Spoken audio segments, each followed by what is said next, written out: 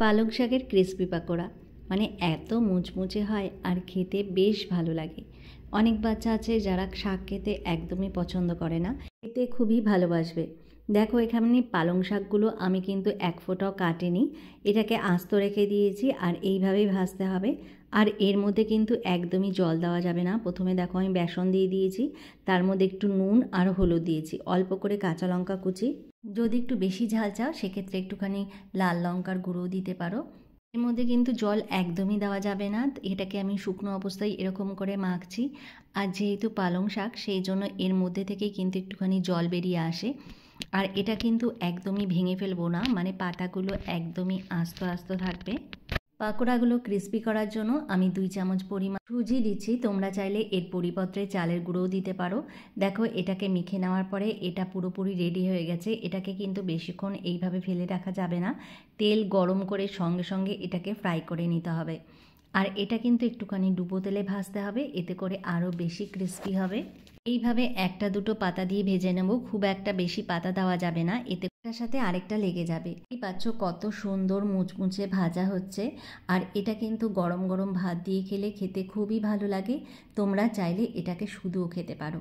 সত্যি বলছি এত ক্রিস্পি হয়, বাচ্চারা তো খুবই পছন্দ করবে, কারণ পালং শাকের মধ্যে প্রচণ্ড পরিমাণে হাই প্রোটিন থাকে। তোমরা চাইলে এটা স্ন্যাক্স হিসাবে খেতে পারো, এর মধ্যে যদি একটু চাট মশলা দেওয়া হয় খেতে আরও দারুণ হয়। দেখতেই পাচ্ছ কত সুন্দরভাবে সবগুলো ভাজা হয়ে গেছে। আমি আর লোভ সামলাতে পারলাম না, তাই ভেজে সঙ্গে সঙ্গে খেতে বসে পড়লাম। আর সত্যি বলছি খেতে কিন্তু ভালোই লাগছিল। তোমাদের কীরকম লেগেছে অবশ্যই জানিও। অনেক দিন হয়েছে নিরামিষ তরকারি খায় না, মানে খুবই খেতে ইচ্ছা করছিল, তাই ভাবলাম যে আজকে তরকারিটা বসিয়েই দিই। তাই দেখো এখানে সব রকমের সবজি কেটে নিয়েছি। আর শীতকাল আসলেই তো মানে এত ভেজিটেবল পাওয়া যায় আর দেখেই যেন লোভ লেগে যায়। যত সবজি আছে শিম, মূলো, পটল, কুমড়ো সব কিছু কেটে নেওয়ার পরে এখানে দেখো 5 ফোড়ন দিয়ে দিয়েছি, তেজপাতা, শুকনো লঙ্কা। এই সময় কিন্তু বড়ি দিলে খুবই ভালো লাগে, আমি কিন্তু বড়িটা দিয়েছি কিন্তু দেখাতে একটু স্কিপ হয়ে গেছে। আর সেটা কিন্তু ভেজে তুলে রেখে দিয়েছি, আর এটা শেষের দিকে দেব। আর এখানে সবজিগুলোকে দিয়ে দিয়েছি, এরপরে নুন আর হলুদ দেব। নিরামিষ তরকারিতে জানো তো আমার খুব একটা বেশি মশলা পছন্দ হয় না, মানে একদমই অল্প মশলা দিয়ে করি।